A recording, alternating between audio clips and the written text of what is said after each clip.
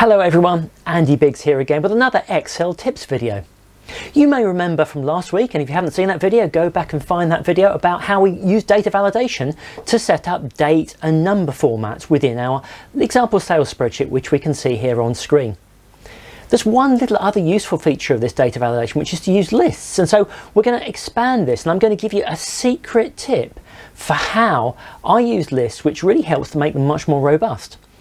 In this spreadsheet, as we can see here, we're going to put some new data in. Now, if I want to put a date on here that comes in as 9th of Jan, but I want to have a customer here. You can see I have some customers and some products, but I don't want to be able to put in random data into that cell because that's not a real product. I want to validate the customer and product from some customer and product lists. So I've set up some customer and product lists already over here, and this is how we set up example lists to validate the data in another sheet. So products and customers, what we do is we use the format as table feature that one of my earlier videos talked about. On the home menu, we have format as table. We can make sure we click anywhere in that table that we want to format. If I click format as table, doesn't matter what it looks like, we get a area that it shows that it picks up that table, and it also picks up the fact that we're headers. So we go okay. It's always useful to name these, so we're going to call this products. Same with customers. Over here we're going to have customers, we're going to format as a table and check the ranges there, and then call this customers. So far so good. Let's go over here. Like we did in my earlier video, we want to validate the data in a particular column. So with the customers, we click here to highlight, just hover over the top, you can see this little arrow comes in. We then, from the data menu, data validation, allow a list. And then here's where some of the magic happens, because this list, it says, where's that list? So if I go over here and select the go to spreadsheet, I come across here for lookups, that was customers I seem to recall.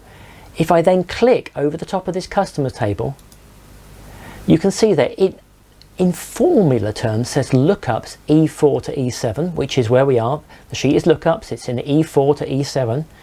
If I click enter there, the source will come as lookups E4 to E7. Now I'm going to demonstrate a little problem with this and then I'll fix it. If I click OK on here, I'm going to here on this sheet say my new customer has a little drop down.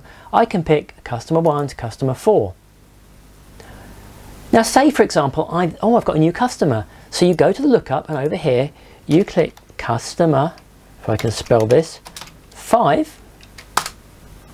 Customer 5, you can see very easily that table expands. I've got a new line, but when I go to the lookup over here and I try and pick this up, customer 5 appears again. Isn't that great? Why has that happened? Because it's picking from a table.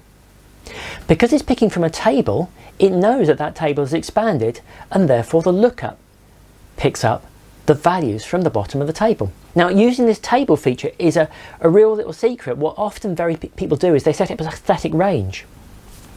So over here in this lookup we can say, let's look at the data validation on here. The lookup has expanded because it's a table. Hope that's been useful. Just another couple of features within the data validation. These things are most useful when we're talking about lookups against account codes, customers or products or that kind of thing. So until next time, I'm Andy Biggs, this is Info Superstar. Adios amigos.